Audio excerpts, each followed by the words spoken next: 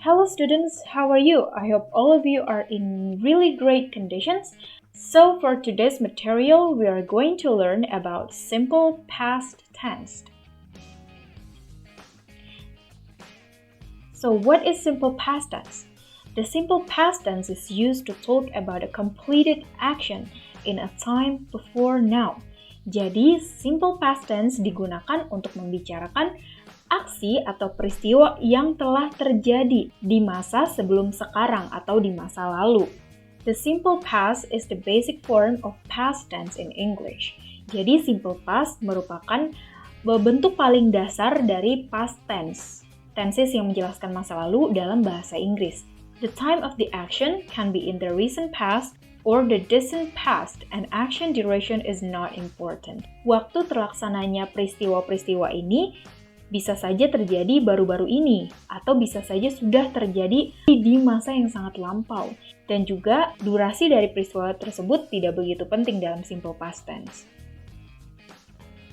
Nah, selanjutnya, you always use the simple past when you say something happened.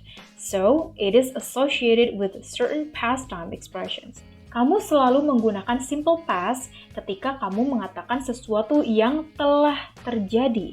Jadi, hal ini berkaitan dengan ekspresi yang menunjukkan waktu di masa lampau. Nah, contohnya seperti pada nomor 1 yang menunjukkan frequency atau frekuensi. Nah, contohnya ada often, sometimes, always, dan lain-lain. Pada kalimat, she sometimes went home at dinner time. Dia terkadang pulang ke rumah saat jam makan malam. I often brought bento to school. Saya sering membawa bento ke sekolah. Nah, pada dua kalimat ini menunjukkan bahwa kedua hal ini telah terjadi di masa lalu, meskipun hal ini kemungkinan saja bisa terjadi lagi di masa depan. Kemudian untuk nomor 2, a definite point in time. Jadi merupakan waktu atau titik tertentu pada suatu waktu, jadi secara lebih spesifik dan bisa dijelaskan secara lebih spesifik. Seperti contohnya last week, minggu lalu, when I was a child, ketika aku masih kecil, yesterday atau kemarin, 2 days ago atau 2 hari yang lalu. Contohnya pada kalimat we saw Deadpool movie 2 days ago. Kita menonton film Deadpool 2 hari yang lalu. Yesterday, I went to grandma's. Kemarin aku pergi ke rumah nenekku. My brother finished his study in Austria last year. Adik laki-lakiku menyelesaikan studinya di Austria tahun lalu. Nah, pada ketiga kalimat ini menunjukkan bahwa peristiwa-peristiwa tersebut terjadi pada satu titik tertentu di masa lalu yang bisa dijelaskan lebih spesifik. Kemudian untuk kategori yang ketiga merupakan an indefinite point in time. Suatu waktu yang tidak pasti di masa lalu. Contohnya adalah the other day, ages ago, a long time ago. Contohnya pada kalimat human lives in caves a long time ago.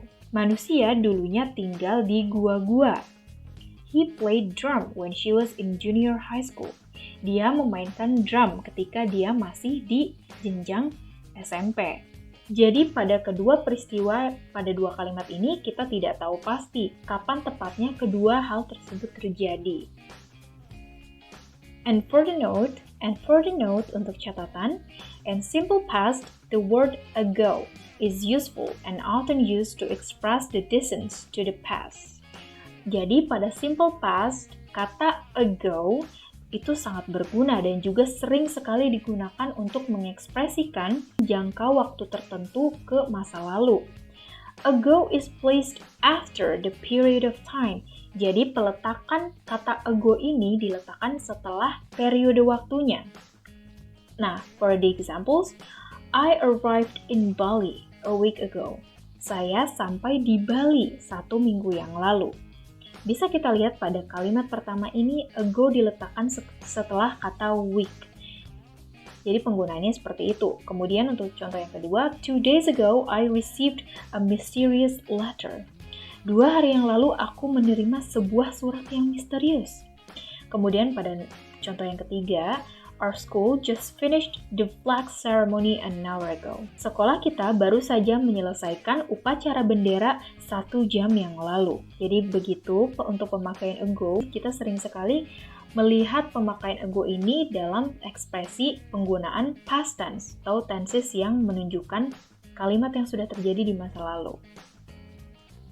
Nah, kemudian simple past tense of to be, to have, and to do. Jadi kita juga harus mengerti bentuk simple past dari to be, have, dan juga do. Nah, bisa kita lihat di sini bahwa have dan do memiliki past tense yang penggunaannya sama saja. Dia hanya memiliki satu bentuk, yaitu have adalah had, sementara do adalah did. Kemudian untuk be yang harus diingat di sini memiliki bentuk yang berbeda. Untuk I, bentuk past tense dari be-nya adalah was. Sementara untuk you, bentuk be past tense-nya adalah were. Sementara untuk he, she, dan juga it, bentuk past tense be-nya adalah was. Kemudian untuk you, we, dan juga they, bentuk be-nya, bentuk past tense dari be-nya adalah were. Kita harus mengingat hal ini jika kita ingin bisa membentuk simple past tense. Nah, contohnya kita akan membahas mengenai forming the simple past tense. Bagaimana cara kita membentuk kalimat simple past. Patterns of simple past tense. Yang pertama adalah affirmative atau kalimat positif atau juga yang bukan berarti negatif atau kalimat pertanyaan. Rumusnya adalah subject plus verb to plus object. So there are two forms, regular and irregular verb. For the regular verbs, we just need to add verb plus d or ed. Nah, untuk regular verbs dari kalimat affirmative dalam simple past, kita hanya menambahkan kata kerja utama dengan d atau ed. Nah, contohnya pada kalimat she joined the English club in our school last week. Dia bergabung dengan English club di sekolah kita minggu lalu. Bisa kita lihat pada kata join yang akar katanya adalah J-O-I-N, kita tambahkan I dan juga D di belakangnya untuk kalimat past tense. Jadi katanya menjadi joined. Sementara kalimat kedua, Nina watched horror movie last night. Nina menonton film horor tadi malam. Sama seperti sebelumnya, kata watch di sini kata dasarnya adalah watch. Kemudian kita tambahkan ed di belakangnya untuk membentuk simple past. Kedua kalimat ini menunjukkan verbs regular atau verb yang hanya ditambahkan dengan i dan ed untuk menunjukkan simple past atau bentuk lampaunya. Sementara untuk selanjutnya irregular verbs atau kata kerja tidak beraturan yang memiliki bentuk berbeda-beda. Jadi contohnya seperti pada kalimat pertama kata awoke yang berasal dari kata awake. Dia bentuk lampaunya bukan ditambahkan d dan juga ed, namun dia memiliki bentuknya sendiri. Dan contoh kalimatnya adalah our family awoke late yesterday. Keluargaku begin, yaitu bentuk simple past-nya adalah began. Contohnya pada kalimat it began to rain before I got home.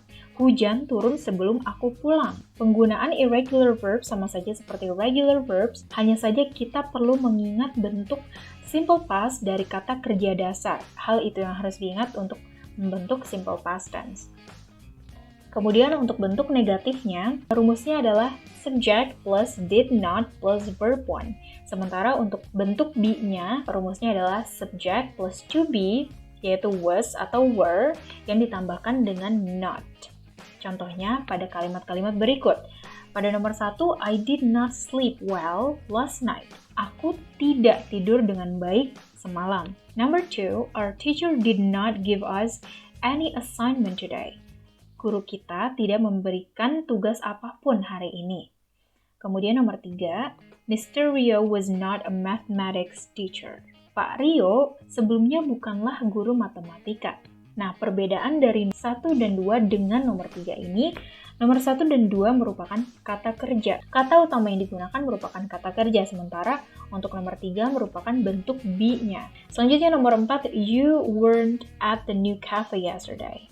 Kamu tidak berada di kafe baru kemarin. Jadi weren't ini merupakan abbreviation atau kependekan dari were not, yang artinya adalah tidak. Namun digunakan untuk subjek I, you, they, dan juga we. Pada kalimat nomor 5, they were not polite as the others. Mereka tidak begitu sopan seperti yang lainnya. And for next one is interrogative atau bentuk kalimat tanya. And the formulas are, rumusnya adalah Did plus subject plus verb 1. And we need to also use the question mark. Jadi rumusnya adalah did yang ditambahkan dengan subjek kemudian diikuti oleh verb ke-1 atau bentuk kata kerja dasar. Dan jangan lupa kita juga harus selalu menggunakan tanda tanya. Kemudian untuk kalimat be-nya, rumusnya adalah was atau were yang ditambahkan dengan subjek. Contohnya pada kalimat-kalimat di bawah ini, did you sleep well last night? Apakah kamu tidur dengan baik semalam?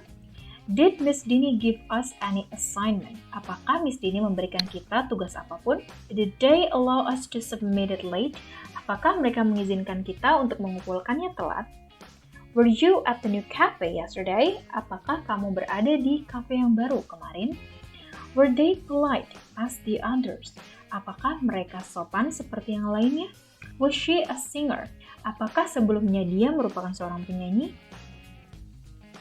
And for next one is the interrogative negative atau bentuk kalimat interrogatif negatif atau kata tanya yang berkonotasi negatif.